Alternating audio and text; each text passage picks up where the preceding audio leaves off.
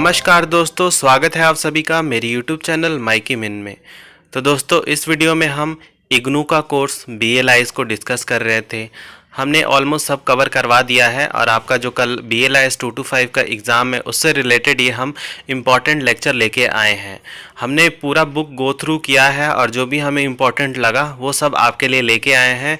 तो प्लीज़ करके लेक्चर को लास्ट तक देखिए। लेक्चर सीरीज़ 6 है, इससे पहले 5 और लेक्चर हमने डाल दिया है 225 का। अगर आपने वो सारे नहीं देखे हैं तो प्लीज़ करके ऊपर आई बटन या डिस्क्रिप्शन बॉक्स से लिंक लेके वो सारे लेक्चर्स को आप लोग देख सकते हैं। और लेक्चर PDF अगर आप लोगों को चाहिए प्रैक्टिस सेट लगाने के लिए तो आप हमारा टेलीग्राम जो चैनल है उसको ज्वाइन कर ले। काफ़ी सारे बच्चों को ज्वाइन करने में दिक्कत आ रही थी, तो आप सिंपली हमारे जो चैनल का नाम है मिक्की मिन, वो आप टेलीग्राम पे टाइप करें और वहाँ से आप लोग ज्वाइन कर सकते हैं।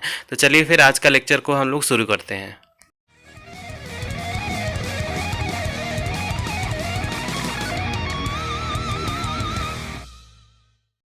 तो ये हमारा BLIS 225 का रिवीजन क्लास है, लेक्चर सीरीज़ 6 है। इम्पॉर्टेंट क्वेश्चन जो है जो आपके बुक से है वो सब हम लोग आपको कवर करा रहे हैं। जो 225 का जो बुक है वो सारा उसमें आप देखें तो it's all about communication, listening skill, speaking skill and grammar. तो आप लोगों को मेन फोकस ग्रामर पे ही रहना चाहिए क्योंकि उसी से रिलेटेड ज़्यादातर क्वेश्चन आपको एग्ज़ाम में देखने को मिलेंगे।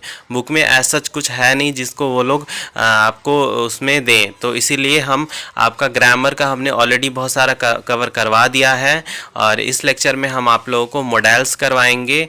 आप लोगों का जो भी जो वर्ब्स हैं, सब्जेक्ट वर्ब एग्रीमेंट है, ये सारा आपको एक तरह से समझाएंगे। तो आपसे रिक्वेस्ट है लेक्चर को लास्ट तक देखें और कोई भी डाउट हो तो कमेंट बॉक्स में ज़रूर बताएं। और कोई लेक्चर चाहिए इससे रिलेटेड तो वो भी बताएं। हम कोशिश कर रहे हैं कि शाम तक एक और लेक्चर लेके आएँ, तो प्लीज़ करके आप लोग कोऑपरेट करें हमारे चैनल को और ज़्यादा से ज़्यादा अपने दोस्तों में शेयर करें। तो चलिए आज का लेक्चर शुरू करते हैं।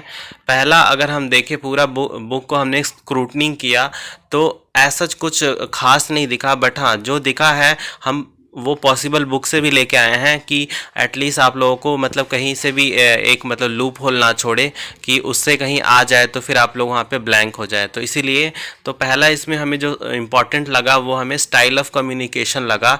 इसमें से अगर क्वेश्चन फ्रेम करना होगा तो क्वेश्चन आ सकता है कि स्टाइल ऑफ कम्युनिकेशन क्या होता है या उसके एग्जाम्पल बताएँ। तो एग्जाम्पल दे देगा और बोलेगा ये कौन क्या है, तो आपका वहाँ पे स्टाइल ऑफ कम्युनिकेशन आप लोग वहाँ पे टिक कर सकते हैं। तो स्टाइल ऑफ कम्युनिकेशन होता है ways of expressing ourself in our style of communication. मान लीजिए आप बात करते हुए काफ़ी फेशियल एक्सप्रेशन दिखाते हैं या फिर आप बात करते हुए आप बॉडी को काफ़ी शेक करते हैं, हैंड शेक करते हैं, हैंड मूवमेंट करते हैं, तो ये सब क्या होता है, आपका स्टाइल ऑफ कम्युनिकेशन होता है।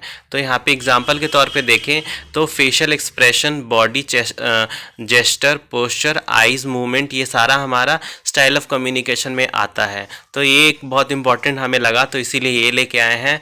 आगे चलते हैं। स्टाइल ऑफ कम्युनिकेशन के बाद हमारा आता है लिसनिंग बैरियर। अब ये एक बहुत इंपॉर्टेंट लगा। पूरा स्क्रूटनिंग करने के बाद ये हमें लग रहा था कि ये सारी चीज़ें भी आ सकती हैं। तो इसमें बैरियर ऑफ कम्युनिकेशन में आ सकता है हमारा लिसनिंग कम्युनिकेशन। जैसे कि यहाँ पे बोला गया है कि एक गुड कम्युनिकेशन में क्या होता है, अगर आप एक अच्छे लिसनर हो तो आप एक अच्छा स्पीकर भी बन सकते हैं। तो गुड स्पीकर बनने के लिए एक गुड लिसनर होना बहुत ज़्यादा इम्पॉर्टेंट है। तो इसमें बैरियर कौन कौन से आते हैं, जैसे कि आपका फर्स्ट है यहाँ पे फिजिकल बैरियर, दूसरा है परसेप्चुअल बैरियर, तीसरा है emotional barrier, cultural barrier and language barrier. अब इसको मैं एग्जांपल के तौर पे या फिर आपको डिटेल में बताऊं तो फिज़िकल बैरियर होता है, मान लीजिए आप लोग कम्युनिकेशन कर रहे हैं ऐसे जगह पे जहाँ पे नॉइज़ पॉल्यूशन काफ़ी है, तो क्या होगा वहाँ पे फिज़िकल बैरियर वहाँ पे एग्जिस्ट करेगा कि सामने से आपको कम्युनिकेशन हुआ बट आप उस चीज़ को ऑब्जर्व नहीं कर पाए ड्यू टू नॉइज़ पॉल्यूशन, तो वो क्या हुआ, एक तरह से बैरियर हो गया हमारा। परसेप्चुअल बैरियर, मान लीजिए सामने से कुछ बोल रहे हैं पर आप उसको इंटरप्रेट अलग तरीके से कर रहे हैं, परसेप्शन आपका अलग तरीके से बना हुआ है, तो क्या हुआ, वो भी एक तरह से आपका जो बायसेस होते हैं वो सब इसमें इंक्लूड हो जाता है। इमोशनल बैरियर में होता है कि जैसे कि आप इमोशनली आप काफ़ी वीक हैं या फिर आप काफ़ी मतलब डिस्टर्ब्ड हैं इमोशनली, और उस टाइम अगर कोई कम्युनिकेशन हो रहा है या फिर लिसनिंग हो रही है तो क्या हुआ, वहाँ पे भी आप लोगों को हिंड्रेंस देखने को मिलेगा। फिर आते हैं कल्चरल बैरियर में। कल्चरल बैरियर क्या होता है हमारा लिसनिंग में कि जैसे कि एग्जांपल के तौर पे मैं बताऊं तो कई सारे कल्चर में होता है कि जो कम्युनिकेशन होता है, जैसे कि काफ़ी बार बोला गया है कि जो खाना खाते वक्त बोलना नहीं चाहिए, तो ये हमारा क्या है, कल्चर का पार्ट है। तो क्या हुआ, कल्चरल बैरियर ऐसे ही धीरे धीरे करके एग्जिस्ट करता है कि कल्चर में आप लोगों का कोई मतलब बात है जो कि कल्चर से रिलेटेड है, बट वो दूसरे कल्चर में वैसी बात नहीं होती है, तो क्या हो जाता है, वो भी एक तरह से आपको कल्चरल बैरियर दिखता है। जैसे कि अगर हम रिलीजन्स की बात करें तो वहाँ पे भी आ जाता है, जैसे हिंदू, मुस्लिम, सिख, ईसाई, ये सारे इनका सारा कल्चर अलग है, तो इनका क्या होता है, थोड़ा बहुत जो वेज ऑफ कम्युनिकेशन होता है उसमें भी आपको फ़र्क दिखेगा। तो ये सारे कल्चरल बैरियर आ गए। फिर हमारा आता है लैंग्वेज बैरियर। लैंग्वेज बैरियर में बहुत इंपॉर्टेंट रोल प्ले करता है जो डिफरेंट जो लैंग्वेज होते हैं, जैसे हिंदी, इंग्लिश, फ्रेंच, जर्मन, तो ये सारे लैंग्वेज बैरियर में आ गए।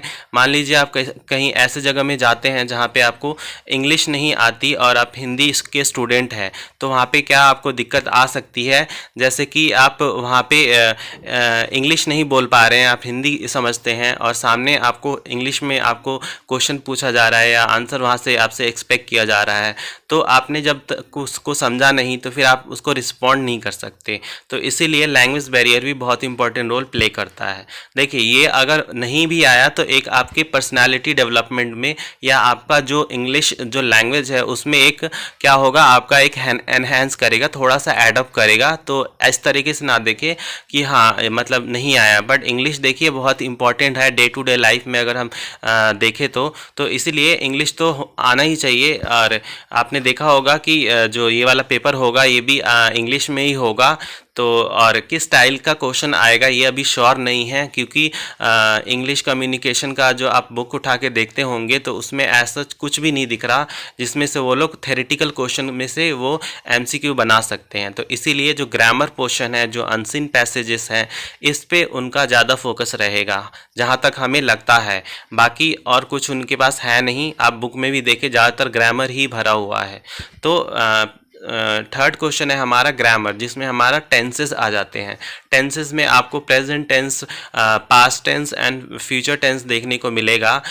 तो यहाँ पे ज़्यादातर इनका फोकस जो रहा है वो present tense, simple present tense, इन सब चीज़ों पे ज़्यादातर रहा है बुक में। अगर आपने बुक पढ़ा होगा सही से तो यहाँ पे है now complete the sentences with verb in the simple present. अब जो वर्ब है उसको सिंपल प्रेजेंट में इसमें फिलअप करना है। ये कुछ यहाँ पे दिए हुए हैं, जैसे कि यहाँ पे देखिए ये आपको 8 यहाँ पे फिलअप दिए हुए हैं, तो उसका आंसर भी नीचे हमने लिखा है, बट फिर भी आप लोगों के लिए डिस्कस कर दे रहे हैं, क्योंकि एक कमेंट आया था, एक किसी बच्चे का कमेंट आया था कि सर आप क्वेश्चन जो है जो मैंने अनसीन पैसेज लास्ट क्लास में करवाया था तो उसको मैंने इसलिए नहीं पढ़ा पूरा वर्ड टू वर्ड, क्योंकि उसमें क्या होता फिर आप लोगों को लंबा हो जाता लेक्चर, फिर आप लोग को दिक्कत होती, तो इसीलिए हमने मतलब आपको हिंदी में समझा दिया कि उसके अंदर है क्या, उसका जेस्ट निकाल के। बट फिर भी कमेंट आया था कि सर हम आपका लेक्चर देख के ही जाते हैं पढ़ाई का एग्ज़ाम देने, तो प्लीज़ करके थोड़ा एक्सप्लेन कर दिया करें। तो इसीलिए प्लीज़ करके आप लोग भी कोऑपरेट करें थोड़ा, बाकी बच्चों का भी थोड़ा, इसीलिए हम थोड़ा एक्सप्लेन कर रहे हैं। तो पहला है यहाँ पे पहला क्वेश्चन है I dash to office every day. I dash to office every day यहाँ पे पहला क्वेश्चन है। तो यहाँ पे देखिए इसका आंसर जो रहेगा यहाँ पे वॉक रहेगा, WAL के वॉक। तो यहाँ पे I walk to office every day, तो ये क्या है, वर्ब है सिंपल प्रेजेंट टेंस में। तो ऐसे ही आते हैं हम सेकंड वाले क्वेश्चन पे। सेकंड क्वेश्चन है I dash my house at 8 o'clock in the morning. तो यहाँ पे आएगा लीव आएगा, I leave my house at 8 o'clock in the morning. मैंने अपना घर छोड़ दिया सुबह 8 बजे। तो ये दूसरा था। तीसरा है I dash my office by 8:30 AM। तो यहाँ पे है I dash my office by 8:30 AM में आएगा आपका reached. I reach my office by 8:30 AM। तो ये सारे सिंपल प्रेजेंट में ये सारे वर्ब हैं आपके। फिर आते हैं फोर्थ वाले पे, I dash my lunch in the office canteen. तो यहाँ पे होगा have, I have my lunch in the office canteen. ये सारे सिंपल प्रेजेंट है, ध्यान में रखें इस चीज़ को। फिर चलते हैं फिफ्थ वाले पे, I dash my home by 6 PM। तो यहाँ पे है I return my home by 6 PM, या I come back home by 6 PM। ठीक है, मैं अपने घर पे इतने बजे 6 बजे वापस आ गया, या आ गई। फिर उसके बाद in the evening I dash for a walk. तो यहाँ पे होगा go, in the evening I go for a walk. शाम को मैं वॉक के लिए जाती हूँ। फिर यहाँ पे है on weekend I dash badminton in the club. Weekend पे मैं प्ले करता हूँ बैडमिंटन क्लब में। तो ये हमारा 7th क्वेश्चन था। 8th है, once a year I dash out on a holiday with my family. तो यहाँ पे होगा go, once a year I go out on a holiday with my family. हर साल में एक बार मैं अपने फैमिली के साथ हॉलीडे पे जाता हूँ। तो ये हमारा क्वेश्चन ग्रामर का था। आगे चलते हैं, क्वेश्चन नंबर 4 है यहाँ पे। अब देखिए ये मैंने ऐसे ही दे दिया क्योंकि क्या पता, वैसे आप लोगों को पता ही होगा, और ये इसमें मतलब कम चांसेस है आने के, बट आपके जो 2 to 6 है, 2 to 8 है, 2 to 9 में तो नहीं, बट हाँ इन सब में आने के बहुत चांसेस है। जैसे AACR अभी फुल फॉर्म आ सकता है आपका एंग्लो अमेरिकन कैटलॉगिंग रूल, या नहीं भी आया तो एक कॉमन जो होता है अंडरस्टैंडिंग या आप लोगों के बेसिक नॉलेज के लिए बहुत इंपॉर्टेंट है। क्योंकि मान लीजिए आप कल को एग्ज़ाम में बैठे हुए हैं या फिर आप इंटरव्यू में बैठे हुए हैं और उन्होंने आपसे पूछ दिया AACR को एक्सप्लेन करें, तो आपको फुल फॉर्म ही नहीं पता होगा, तो फिर आप एक्सप्लेन कैसे करेंगे। तो इसीलिए एक बेसिक मतलब नॉलेज के लिए आप लोगों को पता होना चाहिए सारी चीज़ें। तो यहाँ पे देखिए CILIP यहाँ पे chartered institute of library and information professionals. फिर है इफ्ला, ये तो बहुत बार हमने करवा दिया है, आप लोगों को रट गया होगा। हमारा मेन मतलब मोटिव यही है कि आप लोगों को इतनी बार करवा दे चीज़ों को कि आप लोगों को पढ़ने की ज़रूरत ना पड़े, हमारे लेक्चर ही काफ़ी रहे आपके लिए। तो इफ्ला का है international federation of library association and institute. LC का ये भी बहुत करवा दिया है, लाइब्रेरी ऑफ कांग्रेस। फिर BNB British National Bibliography. IASLIC Indian Association of Special Library and Information Centre. NISCAIR National Institute for Science Communication and Information Research. DRTC Documentation Research and Training Centre. UDC Universal Decimal Classification. INFLIBNET Information and Library Network. तो ये पूरा आपका एक basic सा था, please करके इसको मतलब देखें सही से, क्योंकि ये सारी चीज़ें ना क्या आपको एक बेसिक नॉलेज के लिए बहुत इंपॉर्टेंट है और आप लोगों के पर्सनालिटी एनहांसमेंट के लिए भी काफ़ी इंपॉर्टेंट है। और इंग्लिश की बात करें तो ये तो होता ही है, तो इसीलिए हम लोग ज़्यादा आप लोग को पॉज कर रहे हैं कि आगे आप लोग को करना ही पड़ेगा बाय हुक और बाय क्रुक। तो सो मैं आप लोग को रिकमेंड करूँगा कि आप कर ही ले, इसी बार कर ले, या फिर आगे मतलब कर ले, अच्छे से इंग्लिश को इम्प्रूव कर ले, आगे लाइब्रेरी साइंस में काफ़ी आप लोगों को काम मिलेगा। तो 5th क्वेश्चन है हमारा, fill in the blank below with the correct form of verb in the box. तो यहाँ पे बॉक्स में कुछ वर्ड्स दिए हुए हैं और यहाँ पे फिलअप करना है। तो ऐसा क्वेश्चन नहीं आएगा कि मतलब ऐसे बॉक्स में नहीं दिया होगा, डेफिनेटली एक क्वेश्चन होगा, उसके नीचे 4 आपको ऑप्शन मिलेंगे, पर हम आप लोगों को सिंप्लीफिकेशन के लिए ये सारे चीज़ें लेके आए हैं, क्योंकि फिर आप मतलब आपको मतलब आप ही ने बताया था जब लेक्चर का जो क्वेश्चन हम लोग बना रहे थे, तो उसमें जब ऑप्शन हम दे रहे थे तो आप लोगों ने कमेंट किया था कि सर आप सीधे आप आंसर ही बता दिया करें, तो इसीलिए हम सीधे आंसर पे फोकस कर रहे हैं। तो पहला हमारा यहाँ पे देखिए 10 है और इसका पूरा यहाँ पे आंसर दिया हुआ है। तो यहाँ पे बात करें पहले वाले का, तो यहाँ पे है पहला, I went my room carpet. तो I want my room carpet, मुझे अपने रूम का कारपेट चाहिए। तो ये हमारा पहला है। दूसरा है we dash down to Lucknow. तो यहाँ पे देखिए ये यहाँ पे दिया हुआ है, तो यहाँ पे जैसे देखा जाए यहाँ पे क्वेश्चन जो था ये देखिए, हाँ कारपेट यहाँ पे है। तो दूसरा का यहाँ पे मोटर्ड है, और कि we went down to Lucknow, we motored down to Lucknow, हम लखनऊ गए, ठीक है। तीसरा है he dash the plan in skilful manner.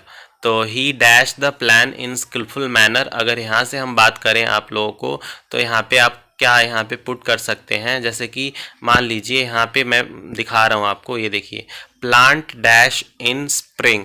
तो यहाँ पे क्या होगा कि प्लांट डैश इन स्प्रिंग में होगा, जैसे यहाँ पे देखिए बर्ड, प्लांट बर्ड्स इन स्प्रिंग, मतलब कि स्प्रिंग जब सीज़न होता है उस टाइम हमें बर्ड्स मतलब होते हैं वो छोटे छोटे जो वो आप लोग जो बीज लगाते हैं और वो जब निकलता है उर्वर के रूप में, तो वो उसको हम बर्ड बोलते हैं, not birds.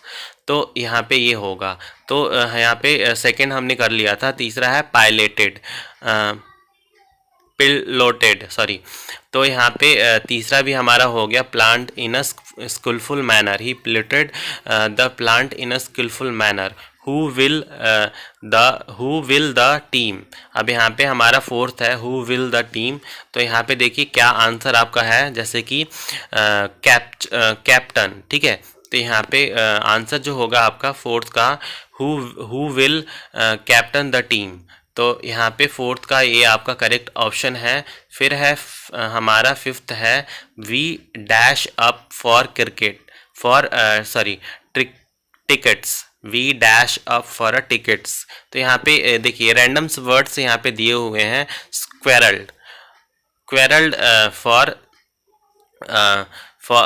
squirrel up for the ticket, we squirrel up for the ticket। फिर after his father death he dash all responsibility। अब यहाँ पे देखिए क्या है, shouldered। अब यहाँ पे उसने उसके फादर के डेथ के बाद उसने सारी रिस्पॉन्सिबिलिटी अपने कंधे पे रख लिया, ऐसा यहाँ पे ये बन रहा है। फिर यहाँ पे है क्वेश्चन नंबर फिर सेवंथ है, let me dash the toast. तो यहाँ पे आएगा let me butter the toast, है होता है ना मक्खन लगाना, तो ये वही वाला है। फिर प्लांट यहाँ पे तो बता दिया था, बर्ड्स इन स्प्रिंग। फिर यहाँ पे हमारा नाइन्थ है, he dash all the money and left. तो यहाँ पे देखिए इसका जो आंसर आएगा आपका यहाँ पे पॉकेटेड। तो यहाँ पे he pocketed all the money and left, उसने सारे मनी मतलब रख लिए और चला गया। लास्ट का है, he his last question completely dash me. तो यहाँ पे है फ्लटर।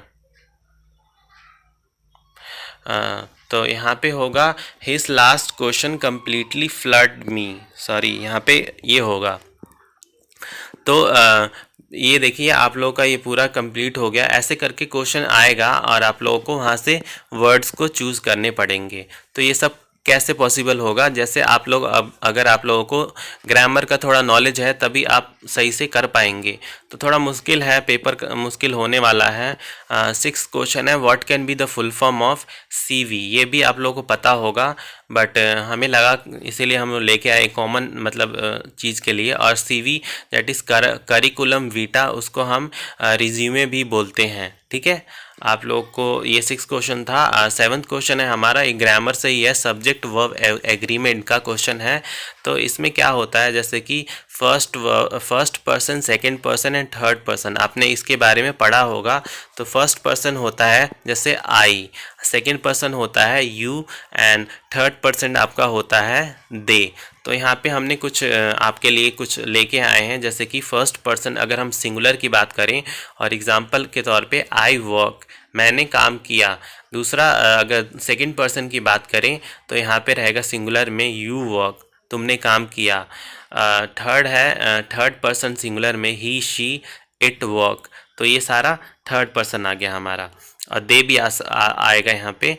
अब देखिए अब यहाँ पे सिंगुलर था, अब जब वो प्लूरल हो जाएगा तो यहाँ पे कुछ चेंजेस आएंगे। अब जैसे कि फर्स्ट पर्सन में कोई चेंज यहाँ पे देखने को मिले तो यहाँ पे क्या होगा, वी, आई का जो होगा प्लूरल में फर्स्ट पर्सन का वी हो जाएगा, वी वॉक। तो ये भी फर्स्ट पर्सन है पर ये प्लूरल में है। अब सिंगुलर में ये अलग था, प्लूरल में अलग था, तो इस चीज़ को भी आप लोग ध्यान में रखें। सेकेंड पर्सन में यहाँ पे सिंगुलर में यू था, तो यहाँ पे सेकेंड पर्सन प्लूरल में भी यू ही रहेगा। फिर थर्ड पर्सन में यहाँ पे था ही शी इट, तो इसका चेंज होके दे हो जाएगा। तो इस चीज़ को आप लोग प्लीज़ करके थोड़ा दिमाग में रखें, क्योंकि ये सारी चीज़ें भी आ सकती हैं। तो आगे है हमारा these nouns are always plural in the form and takes plural verb like. यहाँ पे कुछ नाउन्स दिए हुए हैं और ये हमेशा ही अपने साथ प्लूरल वर्ब्स को कैरी करती हैं। तो चाहे मतलब कुछ भी हो, इनका जो वर्ब्स होगा उनके साथ जो रहेगा वो प्लूरल ही रहेगा। अब वो क्यों रहेगा वो मैं आपको बताता हूँ। पहले ये जो वर्ड्स दिए हुए हैं उसको पढ़ देता हूँ। तो यहाँ पे है ट्राउज़र, पैंट, सीज़र, यहाँ पे सॉक्स, स्पेक्टिकल्स, ये सारे हमारे एग्जाम्पल है। तो इनमें क्यों ये प्लूरल मतलब कैरी करते हैं, क्योंकि ये पेयर में होते हैं। आपने देखा होगा सीज़र जो है कैंची, वो हमेशा पेयर में होता है, दो उंगलियों से आप उसको ऐसे काटते हैं, तो इसलिए वो पेयर में होता है। स्पेक्टिकल्स वो भी पेयर में होता है, दो मतलब एक नहीं होता, एक कान में वो फेक करेंगे तो फिर एक साइड में वो गिर जाएगा, तो इसीलिए दो उसके भी पेयर होते हैं। आपके सॉक्स हुआ वो भी दो होता है, कभी आप लोग एक सॉक्स नहीं पहनते, दो ही सॉक्स पहनते हैं। तो इसलिए ये सारे अपने साथ जो वर्ब कैरी करते हैं वो भी प्लूरल होता है। अब एग्जाम्पल के तौर पे देखें तो यहाँ पे कुछ एग्जाम्पल हमने दिए हैं, जैसे my new spectacles are lost. तो यहाँ पे आर लग गया है और स्पेक्टिकल्स लगा है, मतलब ये प्लूरल हैं, तो वर्ब्स इनका जो है वो प्लूरल है। क्योंकि अभी मैंने ऊपर आपको बता दिया, क्योंकि ये दो साथ में कैरी करते हैं, एक साथ मतलब दो पेयर में होते हैं हमेशा। Your blue socks are in the drawer. तो यहाँ पे भी देखिए सॉक्स एस लग गया है प्लूरल, और साथ में जो यहाँ पे आर ये कैरी कर रहा है। आर क्या डिनोट करता है, एक से ज़्यादा। फिर द ट्राउज़र्स नीड रिपेयर। अब ट्राउज़र्स एस लगा है तो ये भी प्लूरल है। लास्ट है your new shorts looks really cool. तो यहाँ पे भी ये प्लूरल है, एस लग गया है, तो ये हमारा हो गया। 8th क्वेश्चन है हमारा, fill in the blank with the correct form of verb given in bracket. अब यहाँ पे ब्लैंक भरना है विद करेक्ट ऑप्शन के साथ, यहाँ पे दिए हुए हैं आपके। तो देखिए यहाँ पे कुछ दिए हुए हैं, कितना 10 क्वेश्चन दिया है यहाँ पे, और आपको यहीं से भरना है। तो देखिए पहला है the car dash park on the street ahead. जो कार है वो पार्क हुआ है स्ट्रीट के सामने, तो यहाँ पे आएगा आर। द कार यहाँ पे आर क्यों आया, क्योंकि कार के साथ एस लगा है, तो हमेशा अगर एस है मतलब प्लूरल है तो साथ में प्लूरल ही चलेगा, सिंगुलर नहीं करेंगे, फिर सब्जेक्ट वर्ब एग्रीमेंट का जो फंडा है वो बैठेगा नहीं। तो यहाँ पे आर लगेगा। फिर यहाँ पे है the carpet dash lots of strain. अब देखिए यहाँ पे स्ट्रेन में एस लगा है, पर यहाँ पे आप देखिए तो हैज़ है, तो यहाँ पे आएगा हैज़, क्योंकि जो कारपेट है वो एक होता है और इसीलिए हैज़ है। तो the carpet has a lot of strain. फिर यहाँ पे आते हैं थर्ड वाले पे, the trade union member meets dash being held in the conference room. तो जो ट्रेड यूनियन मेंबर्स हैं, यहाँ पे मेंबर्स मतलब एस लगा है, तो देखिए इसका जो थर्ड का है वहाँ पे इन्होंने इज़ लगाया है, तो यहाँ पे इज़ आएगा। क्यों, क्योंकि जो मीटिंग है वो एक ही होती है और वहाँ पे सारे ही ट्रेड यूनियंस के जो मेंबर है वहाँ पे आए हैं, तो इसलिए यहाँ पे इज़ आएगा। तो यहाँ पे सब्जेक्ट वर्ब एग्रीमेंट को हमें बस करवाना है, इसके चक्कर में ये सारी चीज़ें आपको देखना पड़ता है। फिर यहाँ पे है 15 year dash a very long time. 15 year is a very long time. तो यहाँ पे 15 ईयर जो है और फिर यहाँ पे 4 का इज़ है। क्यों, क्योंकि यहाँ पे मेंशन कर दिया है कि 15 ईयर्स है, तो वहाँ पे इसीलिए इज़ लगा है, क्योंकि यहाँ पे जो क्या है कि मेंशन है पूरा जो ईयर है वो उसके साथ हम कभी भी एस आर नहीं लगाते, वो एक मतलब सिंगुलर के रूप में उसको हम लोग रिप्रेजेंट करते हैं। फिर neither her father nor her mother dash very tall. तो यहाँ पे क्या आएगा, फिफ्थ वाले पे देखिए यहाँ पे इज़ है, यहाँ पे भी इज़ आएगा आपका कि ना ही उसका फादर और ना ही उसकी मदर कोई भी टॉल नहीं है, इज़ टॉल, ठीक है। तो either this women or that man dash stolen the watch. तो यहाँ पे है ईदर, यहाँ पे जो करेक्ट ऑप्शन होगा हैज़ आएगा। Either this women or that man has stolen the watch. तो ये हमारा सिक्स था। सेवन्थ है at the party everyone was well dressed. तो पार्टी में सारे ही अच्छे से ड्रेस में पहन के आए थे। फिर एट्थ है baked beans and toast dash my favourite dish for breakfast. तो यहाँ पे आएगा इज़। तो ये हमारा एट्थ क्वेश्चन था। नाइन्थ है मैनी चिल्ड्रेन, यहाँ पे वॉज और वर है, तो यहाँ पे वर आएगा। Many children were injured in the accident. तो यहाँ पे वर आया और आगे है something dash amiss in the room. तो यहाँ पे आएगा सीम। यहाँ पे सीम है और सीम्स है, तो यहाँ पे सीम्स आएगा। Something seems amiss in the room. तो ये हमारा सब्जेक्ट वर्ब एग्रीमेंट का था। अब यहाँ पे फंक्शन ऑफ मोडेल्स की बात करें तो मोडेल्स होते हैं can, could, may, might, ought to, should. तो ये सारे हमारे मोडेल्स के पार्ट है। तो कहाँ पे यूज़ होते हैं और कौन कौन से मोडेल्स होते हैं ये अभी बता रहे हैं हम आप लोगों को। जैसे कि कैन जो होता है उसको हम कहाँ कहाँ पे यूज़ करते हैं, तो वहाँ पे जहाँ पे हम रिक्वेस्ट करते हैं can I work with you, तो रिक्वेस्ट हो गया, तो यहाँ पे यूज़ करते हैं। आस्किंग फॉर परमिशन, जहाँ पे हमें परमिशन मांगते हैं वहाँ पे हम लोग यूज़ करते हैं। और एक्सप्रेसिंग इनएबिलिटी, तो इन 3-4 जगहों पे हम लोग कैन की यूज़ करते हैं। तो आगे चलते हैं। क्वेश्चन यहाँ पे सेकंड है कुड। अब कुड कहाँ यूज़ होता है, जैसे यहाँ पे भी रिक्वेस्ट आ गया, परमिशन और सजेशन आ गया। कहीं पे आप सजेशन दे रहे हो या परमिशन दे रहे हो तो वहाँ पे भी आ जाता है कुड। फिर आते हैं मे पे। मे कहाँ यूज़ होता है, इंक्वायरी जब हम करते हैं, may I know what's your name, may I know what's the timing of the exam. तो ये सारा इंक्वायरी हो गया।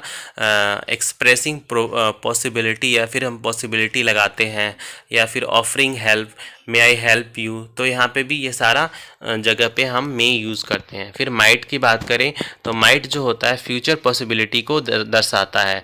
जैसे might today's there is a heavy rain. तो इसका मतलब कि आज शायद हैवी रेन हो सकती है। Might be my friend brings lunch for me, शायद मेरा दोस्त मेरे लिए लंच लेके आएगा। तो ये सारी पॉसिबिलिटी दिखाता है फ्यूचर में। फिर ऑट टू जो होता है स्ट्रॉन्ग एडवाइस के लिए हम लोग यूज़ करते हैं। तो ये कुछ हमारे मॉडल्स थे। तो आज का लेक्चर जो था 2 to 5 का, आशा करते हैं आप लोगों को समझ में आया होगा। और फिर भी आप लोगों को कोई डाउट्स है तो प्लीज़ करके कमेंट बॉक्स में ज़रूर बताएं। और कुछ आप लोगों को लेक्चर्स से रिगार्डिंग कोई हेल्प चाहिए तो उसके भी बताएं। और प्लीज़ करके जो ग्रुप में आप लोग डिस्कशन कर रहे हैं कि अनजस्टिस हो रहा है आप लोगों के साथ, तो ऐसा कुछ भी नहीं है। आप लोग सही से पढ़ेंगे अगर बुक को तो डेफिनेटली आप लोग करके आएंगे। आप ब्लेम नहीं कर सकते, और मान लीजिए ब्लेम कर भी दिया तो नहीं कुछ होगा, आप लोग का ही मतलब टाइम लॉस्ट होगा। और बार बार लोग ये भी पूछ रहे हैं कि सर आंसर की मतलब हमें दें। अब देखिए हम लोगों का काम है पढ़ाना, हम नेगेटिविटी अभी आप लोगों को इस टाइम नहीं फैला सकते, क्योंकि उससे क्या होगा आप लोगों का मन में नेगेटिविटी आएगी। मान लीजिए मैंने लास्ट टू लास्ट लेक्चर में भी बोला था कि आंसर की में क्या है हम दे दें, पर नेगेटिविटी हमारा एक प्राइम जो ऑब्जेक्टिव क्या है कि आपका पूरा एग्ज़ाम अच्छे से एक बार कंप्लीट हो जाए पॉजिटिव माइंड के साथ। फिर उसके बाद हम लोग आप लोगों को जो आप बोलेंगे आंसर की के लिए तो वो भी हम लेके आ जाएंगे। पर अभी आप उस चीज़ पे प्लीज़ करके ड्वेल ना करें। जो भी आप लोगों को भड़का रहा है, जिससे भी आप लोग मतलब ये सारे एडवाइस ले रहे हैं, तो प्लीज़ करके उसको अवॉइड करें। एक अच्छे मूड में जाके पेपर दें और उसके बाद फिर आप लोग जो भी करना होगा कर लीजिएगा।